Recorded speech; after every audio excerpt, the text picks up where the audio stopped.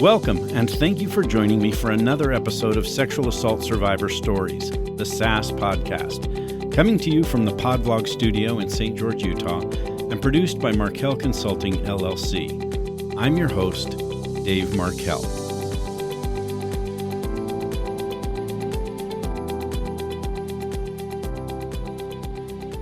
Welcome back to Sexual Assault Survivor Stories, the SAS podcast. This is episode 26.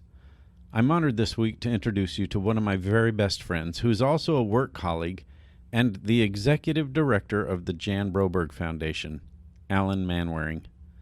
I've known Alan for not quite a year yet, but it's amazing how close we've grown in our friendship and how the friendship has helped us both in our ongoing journey of surviving and thriving and helping others do the same. I had the distinct pleasure of having Alan join me in the studio for this episode, and based on how this conversation went, it's become apparent to me that Alan will be a frequent guest on my show. Listen, and you'll understand why. Here's Alan. Welcome, Alan Manwaring. It is such a pleasure and a privilege to have you here. For those in my audience, I just want to give a little bit of background. Alan is a great friend, a personal friend that I met through Jan Broberg about, I'm going to say 8, 9, 10 months ago, somewhere in there.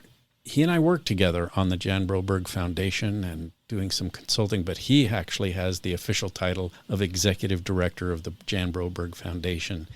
That's part of why I wanted him here, but more than that, I think my audience needs to hear some of the things that he has to say about what it means to be a victim/survivor of sexual assault and rape. Like me, Alan has also experienced that. So we're going to talk a little bit about that today, and we'll get into that in a minute. But Alan, give us a little bit of background about who you are, where you came from, what your education was, and things like that. Whatever you want to tell us. First of all, it's such a pleasure to be here with you, because it's one of these things where there's certain people in this world that you just sort of connect with right from the very beginning. And that's the way I feel about you. Yeah. And just from the very beginning, it was like an immediate connection of like just common purpose, common interests. And for the audience, I mean, Dave is more than just part of the Jan Broberg Foundation. He is an integral part of the Jan Broberg Foundation. And I wouldn't be involved if it wasn't because Dave was involved in it too. Well, thanks, That's Alan. absolutely true. I appreciate you saying that. And it's true. So and you're right. There are some people you just connect with right away. And I think pretty much the instant we met, I didn't feel just a brotherhood. I felt a deep soul connection in terms of our mutual experiences, but also our personalities just clicked. Yeah, they did. It's so fun. And I should probably explain how we first met. In the context of that, my friend Jan Broberg obviously had asked me to start becoming involved in the Jan Broberg Foundation, and she wanted to introduce me to Dave because Dave was integrally involved in the foundation at that point in time. And I wanted to have Dave understand, or I can't remember how this worked out, but somehow it was important that Dave read my story before I met him. Yeah. So I sent that to Dave. And so he came to our first meeting having had already read my story. Yeah. so anyway, that's sort of interesting sort of, tidbit. And I knew he had, and that was one of the contexts of our first conversation. Yeah. And I guess introducing myself a little bit, I also want to introduce what I'm thinking we're going to be talking about today. Yeah. Is there's a story behind how you can present your story, the journey behind that. And I think we're probably going to talk about how that journey happens, at least from my experience. Yeah, that's exactly right. Yeah. I'd love to hear that. And I think that's important. And the reason I asked you to talk about that is because every one of my listeners, whether they've been a victim of sexual assault or rape or not, needs to understand that journey, that path, that process of being able to talk about a rape or sexual assault experience. And it's different for everyone. Yeah, it is. Some people can't talk about it yet, although it's something I strongly encourage because I think it's part of the healing process. But I certainly understand because I was one of those people who couldn't for years talk about my own personal sexual assault. Right. So I think it's important. Before we really delve into that, though, tell us a little bit about your growing up years, where you grew up, where you went to school, Sure. Yeah, I grew up in your adult experience too. Yeah. I was born in Urbana, Illinois, when my father was doing his PhD at the University of Illinois. We moved when I was probably 3 years old to Brazil, to Rio de Janeiro. Wow. And so I spent a year and a half or so in Rio de Janeiro and as a toddler. The story is that I actually spoke Portuguese. I can't remember a word of it now, except for sorvete, which means ice cream. But the important words. The important words, exactly. And then we moved to Wisconsin because my father's first position after his PhD as a teacher was at the University of Wisconsin in Platteville. And so I lived there until I was about in third grade and moved to Memphis and grew up in Memphis. Loved Memphis, loved Wisconsin. And then my parents sort of moved between my junior and senior year of high school and gave me the choice to either stay in Memphis with them or go to Pennsylvania where they had moved to that year. And I sort of tried a couple of different options during that year trying to figure out where I wanted to be. Ended up basically finishing my senior year in Memphis, which I'm very glad I did.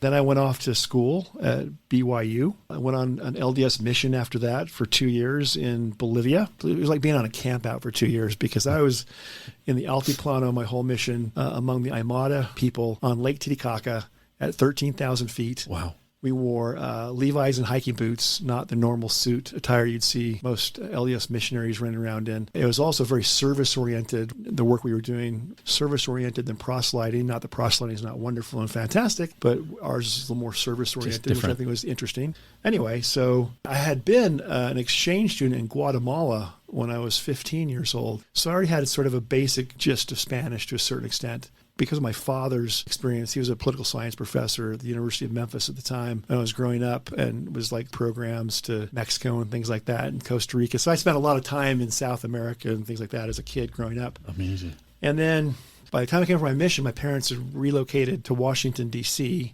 They'd been in Panama before that. And so those next 10 or 15 years, my parents went back and forth between Washington, D.C. and Panama and so on and so forth. D.C. was sort of the focal point of home. I ended up going to the University of Pennsylvania for graduate school. And while I was there, I ended up sort of serendipitously running into a situation where I started working with a congresswoman by the name of Marjorie Margolis, who was the congresswoman from the main line of Philadelphia at the time, and a wonderful, wonderful person. That started me in that sort of Capitol Hill world. And so Washington was sort of home anyway to a certain extent. After she finished her term, I started working with her on a project that was sort of focused on the idea of bringing the public policy community together with the academic community, together with the business community to accomplish a certain end. And that particular end that I was working on her with was women-owned businesses and promoting access to more capital to women-owned businesses. Nice. And so we did a huge research economic summit kind of thing at the Kellogg School of Business, or the Kellogg School of Management, I believe it's exactly called, at Northwestern University. And that model led my father's group at that time. My father was very entrenched in doing national security strategy projects and being part of that national security strategy community. He and his friends came to me and said, "Hey, Alan, when you're finished working on that project, we want you to come and take those same principles and apply them to what we're trying to promote." And so I did. So it's one of these things where taking that model of bringing together public policy, academicians, and business folks together to accomplish a certain end, that sort of became what I would work on over a long period of time in terms of just doing those kinds of projects and promoting. And it laid out for you a perfect background and experience then for when Jan asked you to be her executive director. Did, because I've done a lot of stuff with Jan in the last 10 years. And she knows my background. She knows that I have experienced these things when I was a kid. And she knows of my experience in the world as professionally. And so she came to me about a year ago or so, said, "Hey, Alan, can you help us as we try and move forward with the foundation?" So that's my sort of personal story. Well, it's great. It's a great lead in to where we're going then on what we're talking about today. And that is with the foundation, she has the Thrivivors online community, giving victims and survivors that platform, that opportunity to tell their story. And not everyone is ready to tell their story. They're not. So talk a little bit, if you would, to us about what that journey feels like of getting to that point. I'll give you sort of my perspective of that. Like you were saying at the beginning, I'm one of those people who, you just don't talk about that kind of thing. And I mean, I'm 61 years old right now. So I was in elementary school in the early and mid 70s. Mm-hmm. As that movie Spotlight did such a great job of describing that era and that exact period of time, there was a lot of things going on where they would move priests around, for example, from different places. And my sixth grade teacher was a former priest who had left the priesthood and was, for whatever reason, then put in as a sixth grade teacher. So, that's unbelievable. And I was at a grade school, and he was my science and math teacher. Without going into a lot of the details, because that's not very important for the context of this show, but I went through about a year of what you would expect if that was a situation. And it was apparent from my experience that not only would he target individual students, but he would sort of go through a grooming process with them that involved his former students or former parishioners or whatever they were at the time to go along with the way he would groom you. Again, without going into a lot of the detail, the concept of the grooming that he engaged in was the concept of, you're a special student, and this is what special students do. So his was a grooming process where he very methodically and very gradually have you believe that you were a very special student, and there was just a process that involved that then you were eventually, raped and all these other kinds of things that, we could go into another day for another podcast, because today the focus is going to be on the whole issue of talking about your story and how that evolves. Right. The thing that's interesting to me is that I was in sixth grade. One of the things I am so grateful for is that when I moved from my elementary school to my junior high school, which is a different school, that I did not have any desire or any situation where I went back and participated in some of the things that I could tell he had his other former students do as well over time. Mm-hmm. But it was also a situation where, like you can see in all the literature that's written on this now, like you can see in the movies like Spotlight and other movies, this was during an era you just didn't talk about this kind of stuff. You didn't share this with anybody. And so I didn't. I mean, I never told anyone or talked to anyone about this. Time went on, life went on. I may have told less than a handful of people by the time I was about 50 years old. Yeah. Through some things happening when I was about 51 or 52, I was sort of confronted with addressing this. And I thought, okay, one of my doctors had said, hey, have you ever been sexually abused as a child? And I said, yes. And they said, okay, well, if that's the case, then you need to address that. And so the first step was, they said, I want you to see a psychiatrist. Then we'll know what to do after that. So saw the psychiatrist, sat down with the psychiatrist, went through the situation with him. And he was like, Alan, you don't need any medicines. You're fine in terms of that kind of thing. But you do need to go through talk therapy on that. You need to really pursue that. My biggest question with him, for example, when I was first starting this journey was I kept on saying, what has it done to my brain? What does it do to your brain? And he would try and give me good answers and things like that. And he says, well, it's profound and has that effect. But he didn't really do a lot to explain the details of that. I mean, and not because he wasn't very good, because he was. But he said, in your situation, you just need to get a hold of a good therapist who you can work with on this. And in that time, when I started working on this, I also researched everything I could about it, found a group in Salt Lake where I was living at the time, and I identified a group that met on a weekly basis and got in touch with them. And it was a group led by a gentleman by the name of Jim Struve, who's the head of the Male Survivors Organization in this country, who is incredible. Yeah. And his organization is incredible. It's a national organization, but he was at the time located in Salt Lake, and he was leading a once-a-week group therapy, which was limited to 8 people. He would, you have to be interviewed to get into it. You might have to wait for a spot. I was lucky enough that when I first started talking to him, there was someone about to leave, and he accepted me into that group. And so I first started my group therapy then, which is about 7 years ago now. The thing that I found so profoundly great about beginning a journey to try and deal with all these things is that it actually helped me connect so many different dots on things that happened to me in my life, reasons for things that were happening to me then, for that matter. And as far as just the journey itself and being able to talk about these things and so on and so forth, when I was first ready to engage in this quest to try and address this issue, at first I did all the research I could online, trying to figure out where to go to get the good information, found a great place to get group therapy, started with a therapist at the same time who is fantastic. And I found that when I first started, I couldn't even start talking about it without getting so emotionally, basically start crying.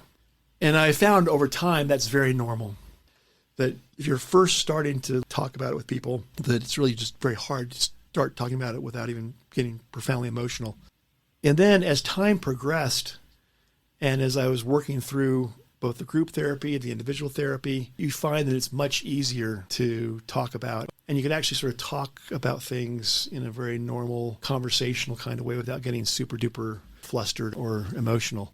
Probably after that first year or so, I was sharing a lot of things about what had been going on with a lot of my very close friends. And it was interesting. I was sitting down in Washington, D.C. at a dinner with one of my really good friends. And I was just saying to him, his name is Joe, and I say, Joe, here's some things that have been going on in the last year or so and why I haven't been around so much. And I'm explaining some of these things. He goes, oh, Alan, you told me that 6 years ago. I'm like, I did? Okay. I hadn't even remembered that I had told Joe, who I consider to be one of my very best friends in the world too, about that experience. But I'm pretty sure it was still less than a handful of people that I even shared that with before that time. Sure.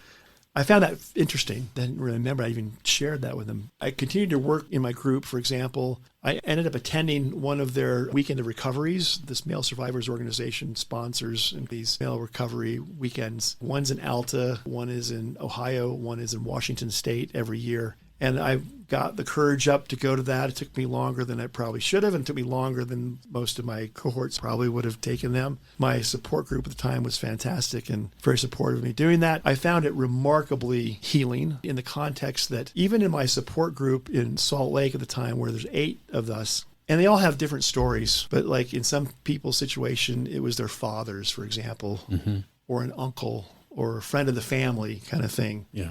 In my situation, it was a teacher. And in some people's situations, the grooming is not quite as comprehensive as it might be in other situations. And in this process is you realize, how could I have done this? How could I let this happen? You feel so stupid. And you think, you feel like you're partly to blame. All your friends and everyone's telling you it's not your fault. And you're like, well, I can intellectually understand that because I was in 6th grade. Yeah.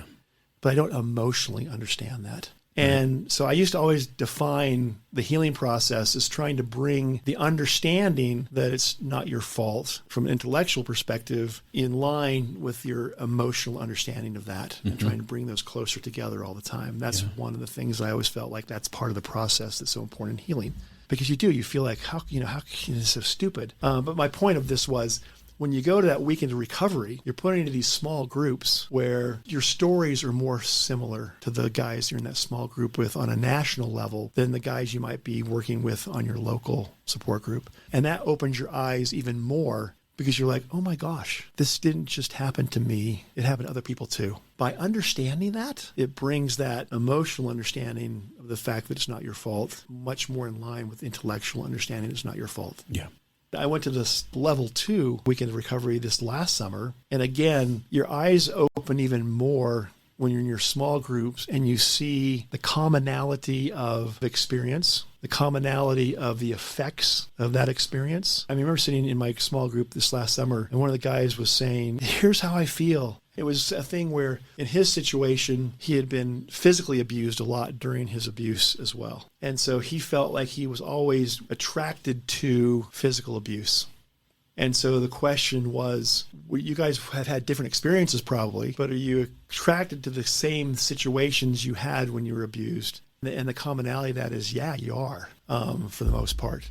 Everyone reacts to these things differently, but there's a commonality of certain things. And the point of that is that it is so profoundly healing as you go down this road of coming to grips with your situation to know that what you've experienced after your trauma in terms of the effects that it has on your life, these are common things that are the effects of people that experience these things. My experience has been that it takes time to know how to navigate through the whole process of healing. And it takes time to be able to talk to people about it. It takes time, it certainly takes time to get the trust that you have to have with someone to talk about it. It takes time to just process a lot of these things. And that there's a lot of times during that process where you're just sort of like, I don't have time for that right now.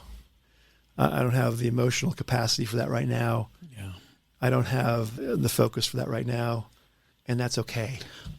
Yeah, it is okay. Yeah. And I think one of the reasons for that emotional response, which is also an intellectual response too, is that you've gone through a huge segment of your life without talking about it. Oh, yeah. That you get into routines and thought processes and lifestyle that doesn't accommodate talking about it. No. And now all of a sudden somebody's saying, let's talk about it. Right.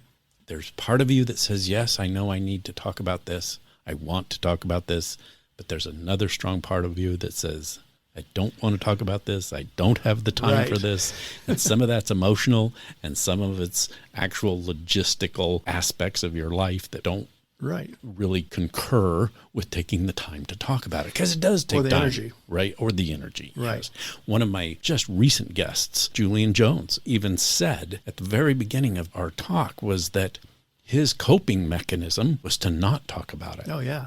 And that's the era we came from. Oh, yeah, right? Absolutely. Exactly. That's our era. Mm-hmm. Last night I was in my men's group. Mm-hmm. And so even last night we were talking about, there's so many different vehicles of therapy, vehicles of healing. Some of them are that eye stuff. Can't remember the name of it. EMDR. Mm-hmm. And there's like flashcard things and a whole bunch of these different things. And we're talking about some of the guys that have had a lot of success with that. And so the questions came up, like they can take certain images that you might have through their processes of the EMDR.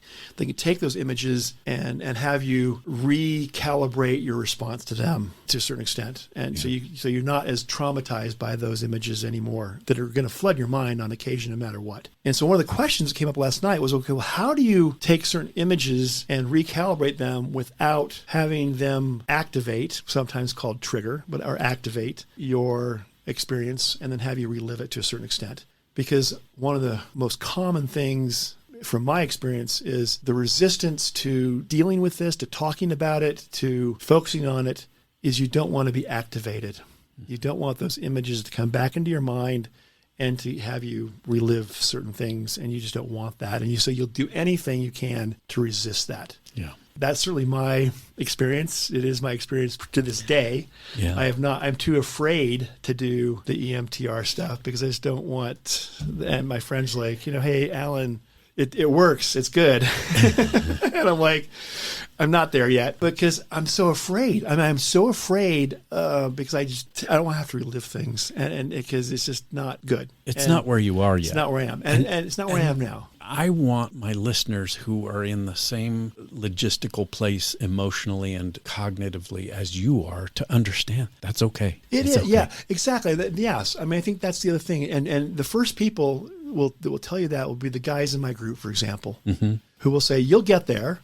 Take your time because it is okay. If there's one thing that I've learned is that it's a journey. It's a process and it takes time and effort. It takes a lot of work that you don't necessarily want to do. But I'll give an aha moment with my individual therapist probably about 2 years ago. I remember sitting down in her office and saying at the end of the thing, I said, this actually works. This actually works. Yeah. But it took 2+ years or 3+ years to really see that. Because I have a lot more other issues just other than that for trauma issues in my life. But what you're saying is so correct because it's important for people to understand that it's okay for it to be a journey. It's okay for it to take time. It's okay for it to start off where even though you're 52 years old or 53 or whatever, however old I was at the time, I couldn't even talk to anyone about it without crying. It took a year probably to where I could actually start talking about it in a conversational manner without getting so emotional. Yeah. And that's okay. And then these things take time and you don't want to confront all this in one shot. Mm-mm. Nor do I think that's healthy. Exactly. But I think it's also really important to kind of focus in on some of the words you used, that it's not something that happens quickly or all at once, that it is a journey. It's important for people to understand. And you've probably heard this it's almost a cliche now. It's that it's not an event, it's a process. Yes, it's a process. And that process, as you said, can take time.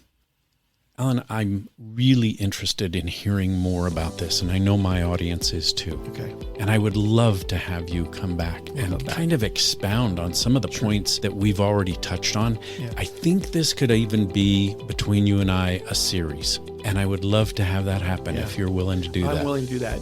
I can see that coming to these different places, I was going through my process here, where I was convinced that the whole key to healing was having your intellectual and your emotional understanding of the fact that it's not your fault come together. Then I also was able to add at some point in time having your understanding of intimacy and sex come together. There's several things that I have learned over this process that are part of that journey of healing, and I'm happy to share those aha moments for me and those discoveries for me and how the healing process works from these kinds of things. Well, this is exciting because I'm not only interested in hearing from you myself, but for my audience, that there are so many commonalities in people out there that have need to hear this. Yeah. Thank you so much for being with me. Thanks. And I'm looking forward to it again. Okay, I am too. All right. That does it for another episode of Sexual Assault Survivor Stories. I want to give my heartfelt thanks to Alan Manwaring for being willing to visit with me in the studio and for agreeing to appear with me on future episodes. It will be exciting to see where this series leads.